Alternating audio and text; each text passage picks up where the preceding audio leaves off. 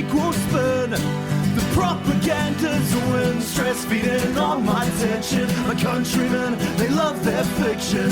Words are now, it's made with good intentions. Welcome to 10200, the politics and media podcast where you get the news 6 months in advance. I am Kyle, returning co-host, and I'm joined by a range of, I don't even know how to describe them. We've got Dangerous question to ask. Jenny. Yeah. How you doing, Jenny? I'm alive. I'm here. Okay, good. That's enough. That's enough. Yeah. Simone, welcome to the podcast. Yeah, hi. And I will say Pmax, because that's how people know you. Pmax. Yeah, I'm doing fine. Just me chanting. All right, real low. Some girls I know would love Pmax. Pmax. Goddamn. Real low energy start. Fantastic. That's just what we want for the middle of winter. But it's still autumn. So much horrible shit that this government is doing in New Zealand. Should we start with suspensions? This is fucked. This is fucked, right? Like, it's so fucked that It's just racist. We know it's racist. Jerry Everyone Brownlee listening knows it's fucking racist. Jerry Brownlee is saying it's a little bit fucked. Yeah. Which means a lot fucked. So basically, for those who aren't up with the news, Te Pāti Māori did this really fantastic haka in response to a really racist treaty principles bill that was being put through the House some months ago. It got worldwide acclaim. Everyone fucking loved it. People went wild. The three main members of Te Pāti Māori, the two co-leaders and the MP who started it, were all like put on notice essentially. And just this week, the Privileges Committee, which is the body in Parliament that oversees conduct, came back with their ruling, which was, I think, a 5-4 majority split. And the majority, which was all government parties, handed down the strongest punishment ever in parliamentary history.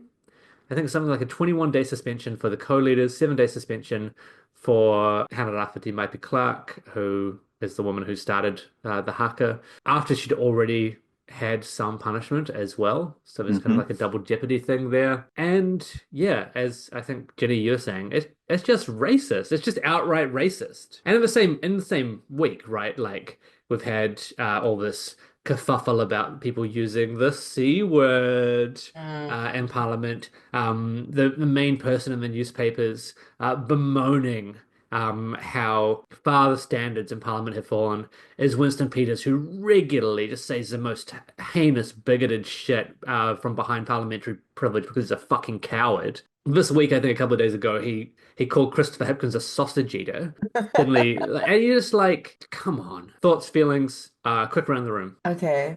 Thoughts, feelings. First of all, that means 3 out of Te Pāti Māori's 6 MPs are going to be out of the House as they're about to announce the budget, right? Like, half the party's sitting members. This is just, I think, unequivocally, objectively, obviously biased and just ridiculous. And I think the reporting around it has been particularly horrific. Hate to give more attention and whatnot to reputable news outlet stuff, but some of the reporting on this has just been atrocious, right? Like, I think the play-by-play of what had apparently happened in the room, the account of which who are we relying on to talk about this, to talk to press about this, David Seymour, a known honest person and normal good dude. And definitely not politically disaligned from Te Pāti Māori. Something about how apparently the people who were doing the haka, their fingers had, I'm quoting directly here, mimicked hand pistols, and they were shooting at Seymour. And that apparently, instead of saying how many votes opposed Te Pāti Māori had, people were, and this is the funny part, adding a rendition of the Kamate haka. What are we doing as a country? Like, what are we doing as a country on the journalism front? Like, this is just ridiculous, the worst quality of reporting possible. No mention, I think, of the reason why the haka was being performed in the first place. No mention at all around the continuous, I guess, flood of conservative shit and disrespectful shit that they'd put up with, listening to the committee discuss David Seymour's return to, I don't know, like Alabama style plantation fucking segregation, but just talking only about the intimidation or the threatening nature of what had been done with the haka. I just think it's irresponsible. And at this point, even if you don't buy into our well-educated conspiracy that ACT and the coalition are paying off most of the journalists in New Zealand at these bigger outlets, this really should be a wake-up call for you, you know? Ridiculous.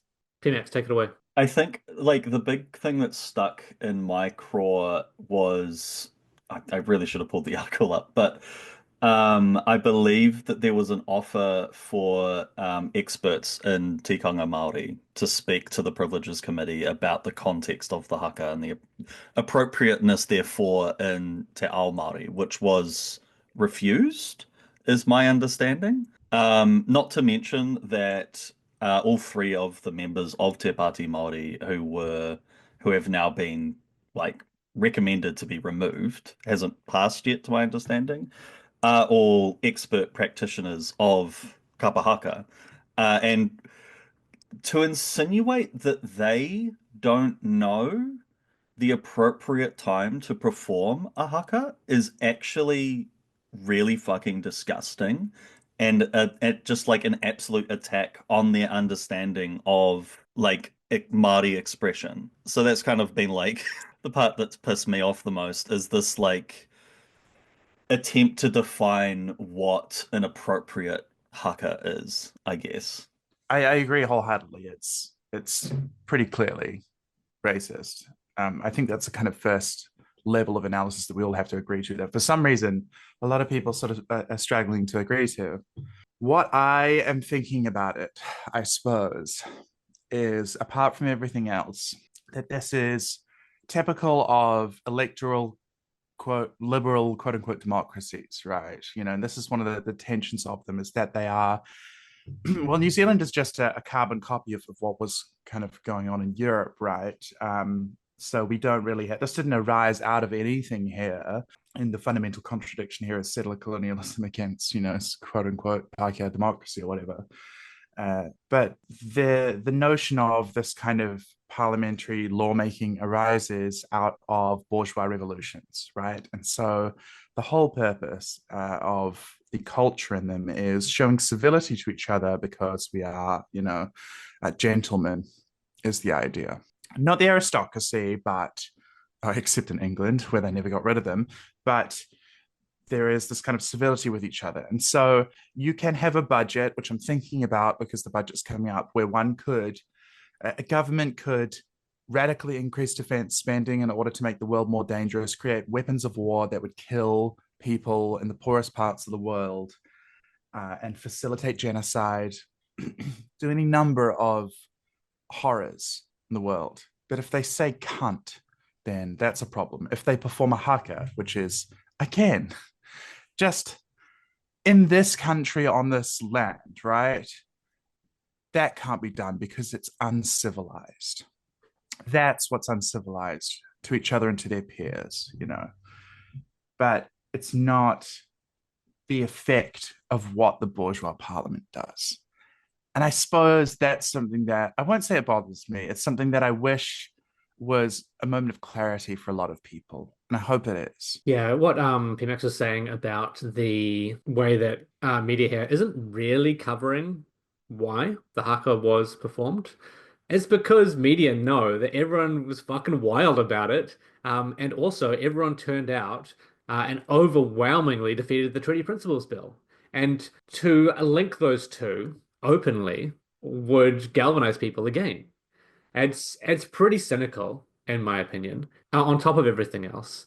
And yeah, we can only hope that the Privileges Committee gets fucked up. And wasn't National's whole thing with the Treaty Principles Bill as well, like, Yeah. oh, it's not going anywhere, don't worry about it. We don't care about it. Yeah. You're being a little precious for people who don't seem to care about it. It's funny, eh? Well, on a similar note, we've also got the Regulatory Standards Bill coming up, which just yesterday, the Waitangi Tribunal was saying that it should be immediately halted because it basically is really racist again. Is doing the same thing as what the Treaty Principles Bill was trying to do, but kind of worse because it creates a mechanism via which basically every piece of legislation that's created has to go through an ACT Party administered review process and get struck off or changed according to ACT Party principles. It's the intent of this is essentially to put a permanent ACT Party activist organization at the heart of lawmaking in New Zealand. And it's really fucking just frustrating that the ACT Party and David Seymour are just able to project that onto everybody else and not have it called out for what their own actions are. So you've got David Seymour and others saying, oh, activist judges, doing this whole fucking US thing, which is like a really far right, like a Christian far right PR tactic, by the way. And anyone knows that. Like everyone knows that activist judges are the US far right framing, right? Around how we think about the judiciary. I'm reading this piece on the Herald about the entire thing, right? And David Seymour just quoted as if what he's saying is fucking normal, but he's actually becoming worse. He's becoming openly worse. Openly more anti-democratic, openly more bigoted, and it's just treated as if, oh, he's just some guy. He's just some fucking guy. And he's just fucking lying. He's saying, oh no, this actually just gets rid of red tape. Yada, yada, yada, yada. And I don't know. I don't know if like this one gets stopped, right? And my biggest worry is that National puts us through and is like, oh no, it's just about red tape, blah, blah, blah. The media falls into line, everyone else falls into line. The Labour Party is like, well, I would like less regulations because that's what the voters want. It gets established, the Minister of Regulation is there, everything's having to go through their fucking pipeline. And instead of removing it as soon as they get into power, you just have a bunch of Labour Party members say, oh no, it's just part of good lawmaking now. And then you get all your constitutional lawyers who like to speak out when the Greens try and do anything, or Te Pāti Māori tries to do anything, saying, oh no, it's part of the institutions now, so we can't really touch it. The Labour Party shouldn't even remove it, even if they have the chance. It just seems like one of the most incredibly dangerous things to introduce into our governmental institutions that I've seen since the last time the National Party did that in the last 18 months. Well, I think like ideologically, I don't know if necessarily the current iteration of the Labour Party is against anything being introduced by the Regulatory Standards Bill. Like, because ideologically, the Labour Party is like, I don't know, for some reason, chasing after ACT voters and like the centre-right voting bloc. I guess taking a leaf out of Starmer's book. Because that's going so well. Just on that note, Reform now ahead of everyone else in the UK. And Reform are a fascist party. I saw a breakdown of polling before and after Starmer's big old racist speech, and he lost. He gained more disfavorability with every single voting bloc except for Conservatives, where he went from something like 88 opposed to 87 opposed. So he got that 1%. That's a victory, actually. A sensible victory, a small, modest victory. But yeah, the Regulatory Standards Bill, I really think it's a recognition, I think, of Seymour and perhaps the rest of the right coalition that ACT stays unnumbered. They've kind of ripped the mask off a bit too much. And it's an attempt to keep that ability to like, oh, we don't want to do this, but we've got this like right-wing coalition partner who's just yanking our legs. Oh, we got to do it anyway. But instead of having to elect that party, you just have it permanently a part of government. And I feel like that's something that even Labour isn't necessarily opposed to, because they really enjoyed using New Zealand First as an excuse to scrap things like the capital gains tax. So I can see it being a very convenient political opportunity for the beautiful and lovely parties that run this country. Great. Moving on to the next thing, unless the dead air there is indicative of someone waiting to speak. No, we're powering through these topics, Kyle. Okay, fantastic. We're moving. As we are all on deadlines today. Andrew Little, what a boring cunt. I call him Andrew Tiny. I call him Get Andrew cancelled Minuscule. for saying the C word, Kyle. Like, I think We're actually going to refer you to the 1 of 200 privileges committee, and I think you have to apologize for being a man after that one.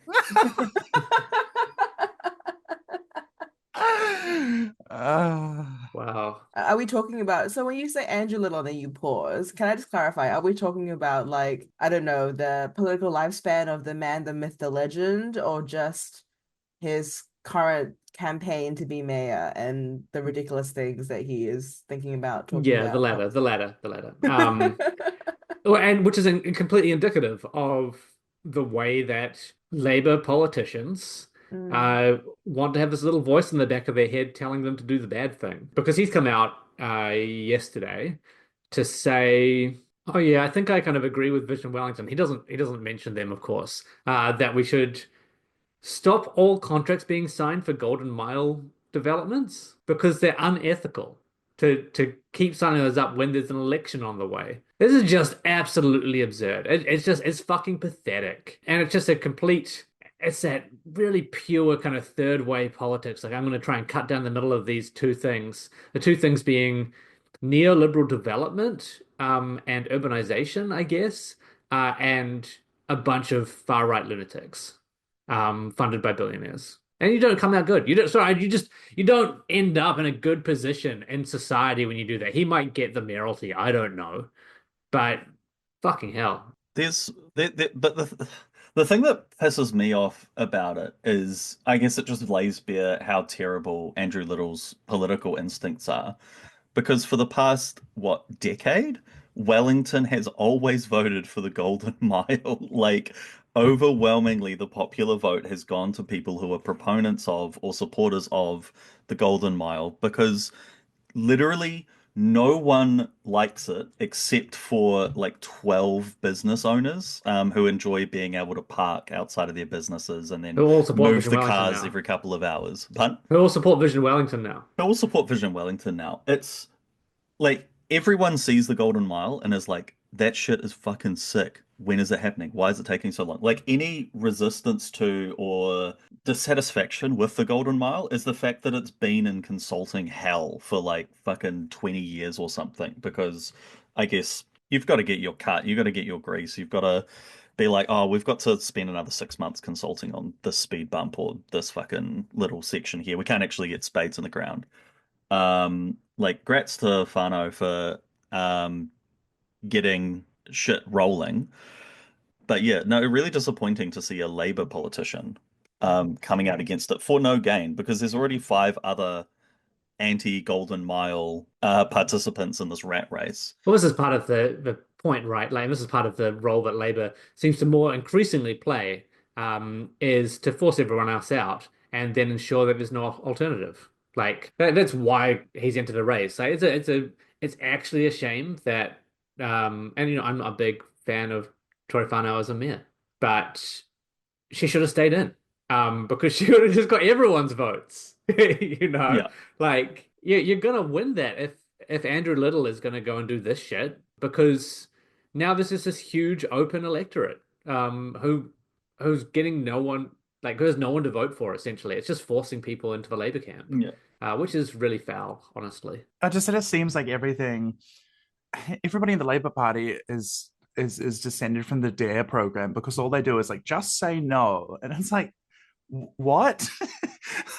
We live in an unprecedented time of movement, of interest for people in kind of awakening, I suppose, even if not yet class consciousness, at the very least, a kind of consciousness of the conditions of oppression, right? And or the idea of community and wanting to create space, even if people can't articulate it properly. I talk to people who shouldn't be for this sort of stuff, although, Wellington's a little bit different, but even people in like, gosh, Hamilton, where they're like, I don't really know what happened to, the sense of community. They express feeling alienation, like it's difficult. There aren't spaces for congregation and enjoyment and outside, and they can't really articulate that it's car culture that sucks dick. But on some level, they understand that there is that all of these conditions of how we lay everything out and how we structure our society is causing all of these tensions, and there's a degradation of humanity in it, And the fact that Labour politicians can't pick up on that, I don't understand. Yeah, I mean, I think the one thing that I was struggling with, just because when I guess the announcement was originally made that he was going to run again, well, again, he was going to run full stop. There was a lot of reporting done on the way that he wanted to quote unquote change the culture of decision making in Wellington. like lots of language around how the issue in Wellington in particular is quote unquote a culture issue, and that he's all about changing the culture. He's all about leading the culture. He wanted to remove red tape, but then also accelerate, I don't know, building a bajillion shitty apartments. But then I guess when he is asked about any of these initiatives, his solution to everything is actually to introduce longer processes. Like, I just don't actually know if he's fully cognizant of the line that he's selling to people about why he'd be a good mayor. Like saying that it's important to like get rid of red tape and like push things through, but then like why would you want to delay these projects at the moment? Like you can't hold those two ideas in your head simultaneously if that's a platform that you want to run on. Like saying things like about how process and making that quicker is super, super important. And then deciding, I suppose, that everything should be opened up to surveys and key stakeholders, unnamed key stakeholders that he hasn't talked about. Wanting to have extra things like impact statements for all decisions that are going to be made by council, impact papers that will inevitably be prepared by private consultants. Because we know he's not going to do the work.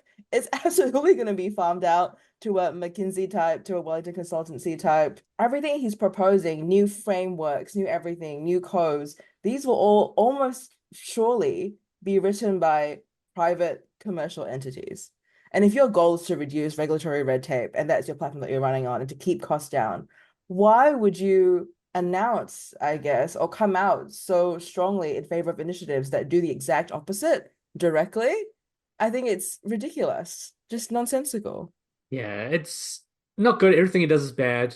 Tory should have stayed in the race because the one good political move that Andrew ever made was to stand down and hand it over to the woman. And they could have won the mayoralty that way. Unfortunately, we're gonna get. Oh, who knows? He might even just fucking lose. You know, like he might just get fucking dunked by Ray Chung, which is gonna be the most incredible, like, horrible thing. And it'll be the Labour Party's fault, much like a lot of this. All right, we're still in Wellington, I guess. Film subsidy. Does the film industry even exist outside of Peter Jackson? I really want to go off on this. Look, Go on then. we've Go gone on then. fast. Simone's, We've gone Simone's been fast. quiet just for this Pmax, go reason. first. I'll do a little bit of a. My I'll do power level is just like rising. So it's a 577 million boost for film that has been announced in the budget. Specifically international film. Nicola Willis was able to find some money somehow, not for pay equity, not for a range of other things, not for health, but to boost our struggling filmmakers. That's what has happened, right? Right, Pmax? So people may be familiar with the concept of the purpose of a system is what it does. Now, we've had these film industry subsidies for a long time, mostly built from the success of the Lord of the Rings trilogy back in the 2000s.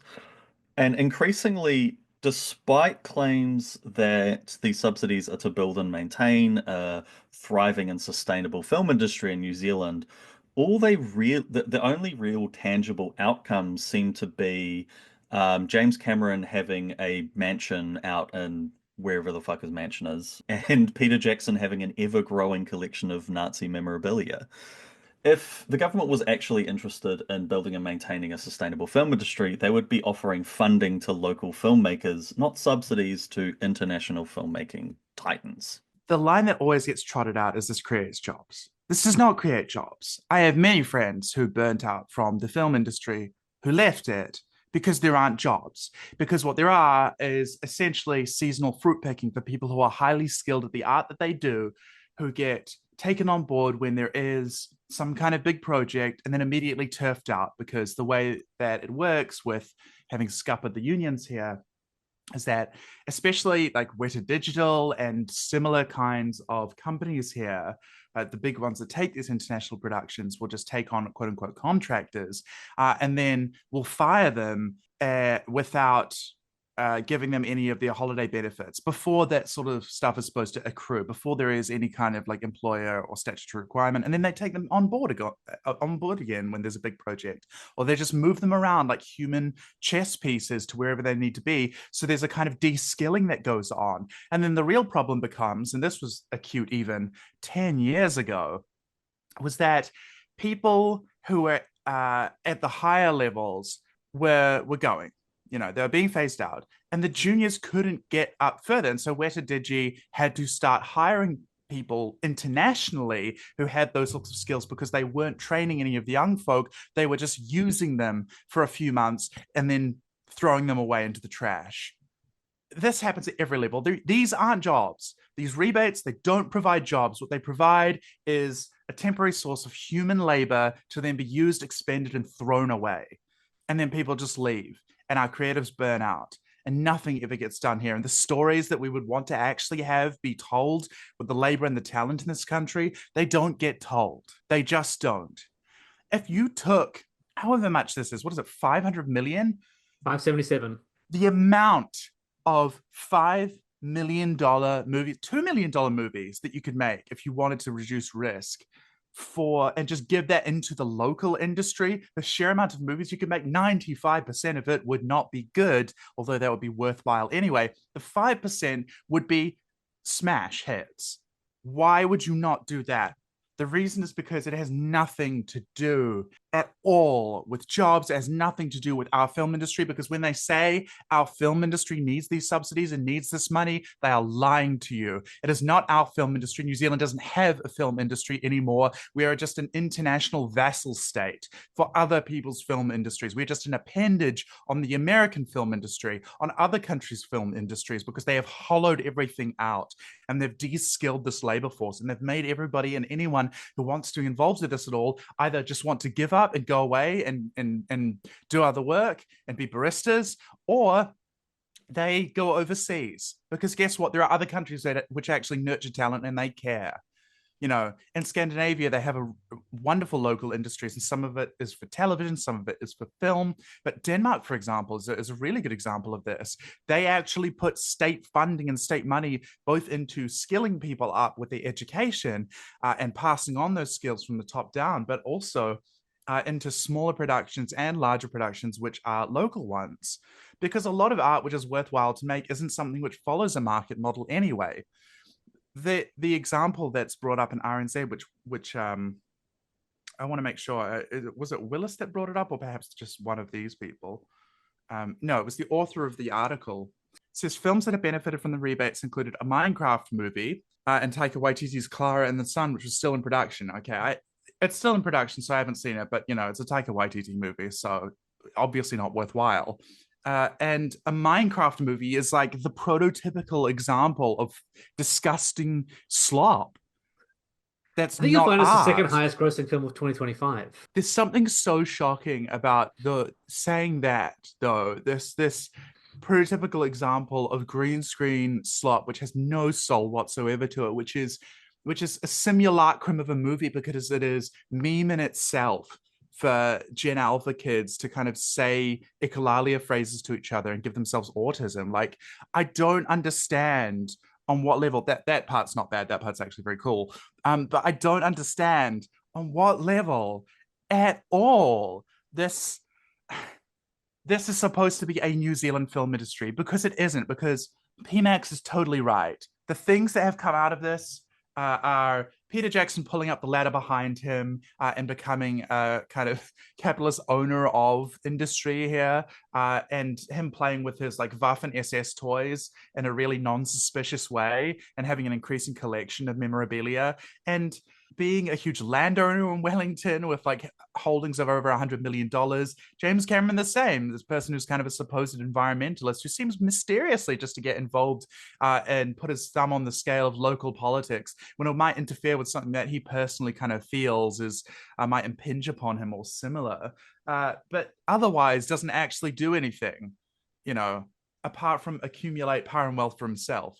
This is also something which, as a side note, really pisses me off about quote unquote film Twitter, is because Americans really love James Cameron and won't listen to any talk about actual political economy or the reasonable effects of what happens when Oh, but he's an power is environmentalist, Simone. concentrated and accumulated in one person. Sorry, Kyle? He's an environmentalist, though. I'm not even going to touch that with a 10-foot barge pole. That the claim that's being made there, he's a submarine fetishist. Okay, that's not the same thing. He wants to go down to the Mariana Trench and jerk off to kelp. What I'm interested in is the idea of whether or not any of this can be clawed. It is infuriating to see all that money be splashed and just know people who are grinding it out in this industry. All the worthwhile stuff that gets made, except for the few bright sparks that get come through the film commission, which doesn't actually have any interest in art either. It just has kind of a tick box exercise for, is it cultural enough, which means non-Pākehā, by the way, but also wouldn't offend middle-class Pākehā sensibilities, but also makes money, but also has some kind of artistic merit. A Venn diagram whose center doesn't exist, and if it does, it's like the movie Fino or something, where it's just a biopic, beat for beat. But all the people who want to make any worthwhile art stuff here, and I know this because I make it with them, are people who work these jobs, but then in their off time, they make the non-slop and they're like, okay, for free, I will apply my labor and my skill that I've got from these Hollywood productions into doing these little shorts, because you can't do really anything much more than a short film here on that in order to create this kind of art, because it's worthwhile, because it will in some sense advance film form, or because I care about the story and it's important. But a lot of those stories can't be told. They just can't be. It's not possible. And there is an intense frustration, but connecting this back up to what can be done about it, for me, I think the key thing to remember when the Warner Brothers executives came here and Peter Jackson destroyed the unions together with those Warner Brothers executives and John Key's government, is that the reason why they did that and destroyed the collective labor power of workers here and hollowed it out so we could just be kind of a service vassal state for the American film industry, this kind of appendage on it, is because they recognized that the biggest pushback and opposition to it would be collective organized labor and solidarity among the artists here. So if you want to reverse these things, if you want to see good things at there, even if all you cared about was not having 15 screens out of 15 most of the day being a Minecraft movie, an American product in the Chinese century, which has nothing to do with us. If you want your kids to have good educational stuff, and not just like educationals and like things that are wholesome for them and that enrich their human life, right? If you want, as an adult, things that will enrich your human life and aren't just called like the potato peel society that 65-year-olds go to at the Lighthouse or at the Lido Cinema, like, if it's not just that stuff, which is all okay, that's okay as part of a varied diet, but if you want actual good things, if you want this country to have a fucking Tarkovsky, here is what you do. You have to, if you are at all involved in the film industry, get together with other people, start talking and start learning how you structure this stuff and how you structure test industrial action, because it is dangerous at the moment, but that means you have nothing to lose. We are in a terrible position, and we are in the best position possible. It's the 19th century again. That's what it means for unionism in this country. That's what it means for organized labor in this country. It means you have so much that you could lose, and you can lose, and you can lose, and you can lose. But what you're losing is nothing. And what you have to gain is everything. And you're going to keep losing, but you only have to win once. Well, that was a good charged laser, I think. You haven't been making a Death Star, have you, mate? You haven't talked to Death Star, have you, mate? God, what You is haven't this talked to Star Jedi, Trek? have you? Would you? No. That last point is something that's actually come up in like the PPTA discussion pages, because obviously with the pay equity changes, there's lots of demand for something to happen. For a and second, I there's thought you meant Director Krennic, and I was like, what? Sorry, keep going. and there's lots of people saying like, oh, well, if we strike or if we take some action, then like something could go wrong. It might end up worse. People might not like us as much. Blah blah blah blah blah. And it's like it's only going to get worse. Like unless we take action and take charge of our destiny, things are just going to get worse for the profession on its current trajectory. Like any belief that, oh, we just have to wait out the coalition, and then when Labour gets it, it's suddenly going to be smiles and rainbows. Not even the most politically disengaged teachers even believe that anymore. Well, let's hope to see some action soon. Ginny, anything you wanted to add about the film subsidy? No, Simone's tirade was great. I Fantastic. just wonder which useless industry or which useless oligarch they're going to give money to next after startups and now film. The list is getting shorter and shorter. Yeah, well, we'll find out on the 22nd of May when the budget is released. I'm sure there's going to be some really quite nasty stuff in there, and we'll have a longer episode about that at the time. But the other thing that was released this week was the Greens alternative budget. How often can, the bevy of commentators and, the Greens' political opponents just happen to somehow agree that even though the Greens have got better at doing everything they've been asked to do, like the costings, like make sure that they've done the research, that they know economics, etc. The baseline is still obvious. These people are actual lunatics. They're in La La Land, and none of this could ever work. They're nutty communists, and somehow that is allowed as any form of critique or analysis. It's completely bereft of any like actual information or reality in regards to the budget. The budget stuff's pretty good, I guess. But what's more interesting to me is the way that the establishment rallies around themselves to across the board just promote this ad hominem attack. I think Hal's correct, and I think it's particularly galling to see the descriptions of the Green Party's proposed budget. I think I've heard things like fiscally deluded was a phrase that I heard when people were talking about this. And obviously, as Carl said, like Marxist and left wing was also brought up. Someone said left wing Trumpism, which I thought was actually really unfunny. But I just think that if you look at these policies, absent or agnostic of the critique, tell me honestly, objectively, if you think any of these sound bad. Wealth tax, private jet tax, restoring the 10-year bright line test, changing ACC levies, collecting new taxes. And what was it about taxes on every asset held in private trusts, extending ACC to cover every illness and injury. Like, I don't think these are things that the average New Zealander does not want. Like, think about the social weight that would be borne or carried by all these policies. Like ACC coverage, ridiculous. Everyone would love that. Guaranteed minimum income. Who would be against that? Who can be against that? And I think that it's telling that all the critique is not about, I guess, I can imagine the fiscal critiques, like, where do you think the money's coming from? Like, what are we going to borrow from this or that? But instead of choosing to critique the budget on those fronts, people are just making jokes like Mara my Ingalls or whatever, like just dumb shit like that. It's like, you can't even critique this on the level that you would give, I guess, I don't know, like a proposed Labour budget.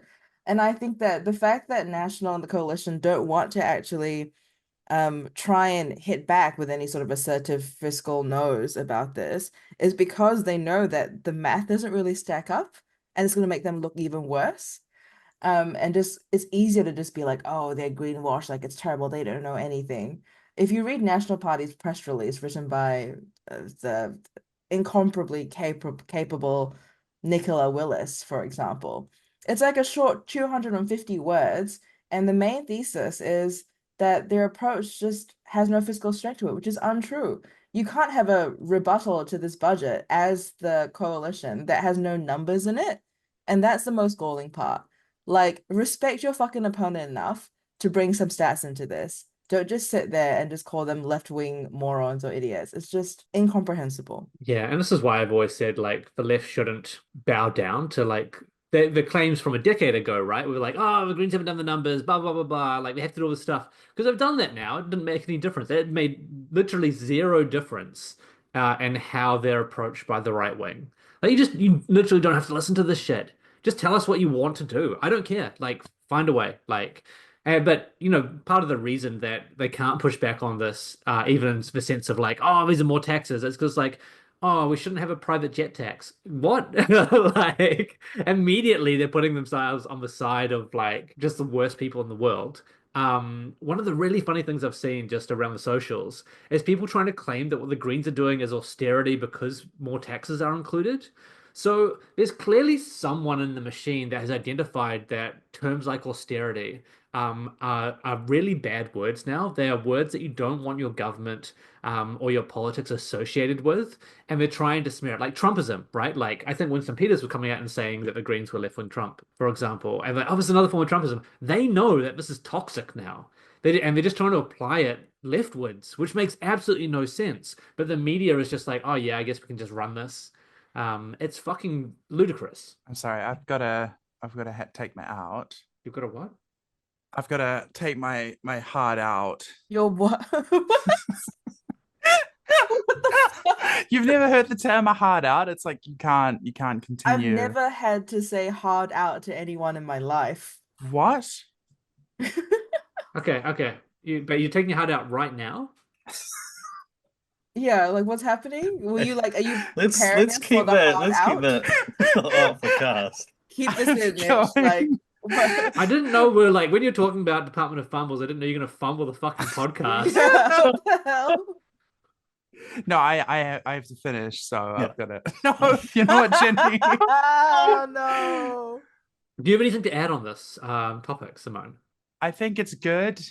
I mostly agree with Philip's sensible centrist approach in saying like this is good. It's a good example of a social democratic budget.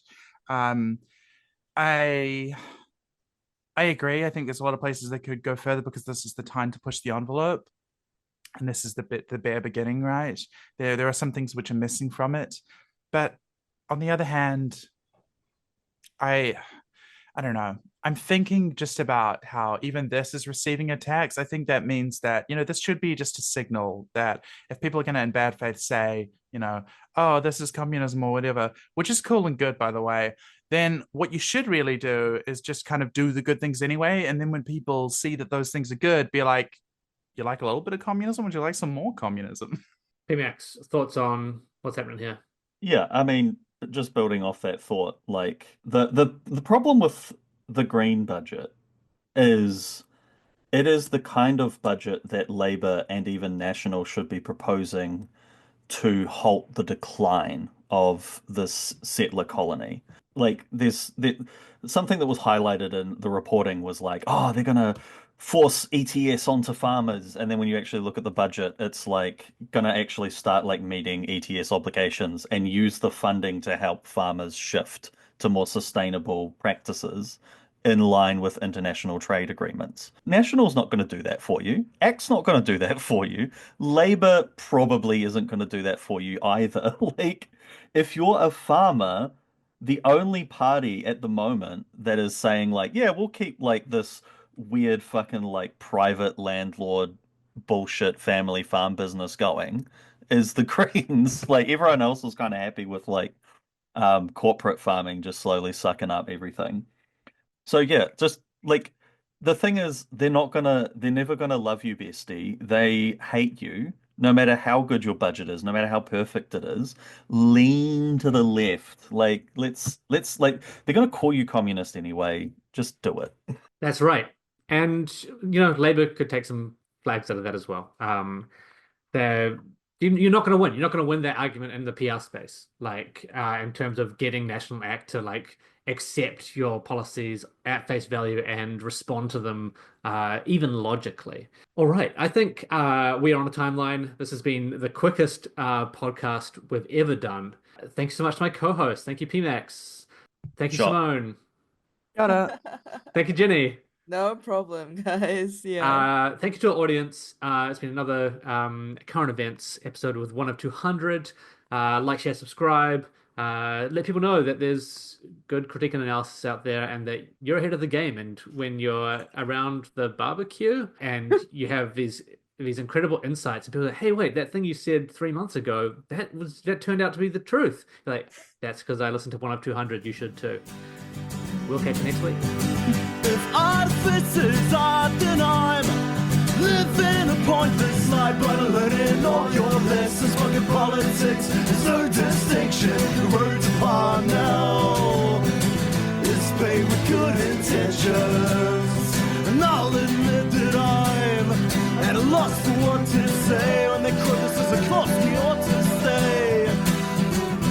'Cause I live amongst the people every day in this vindictive, forgetful fucking race.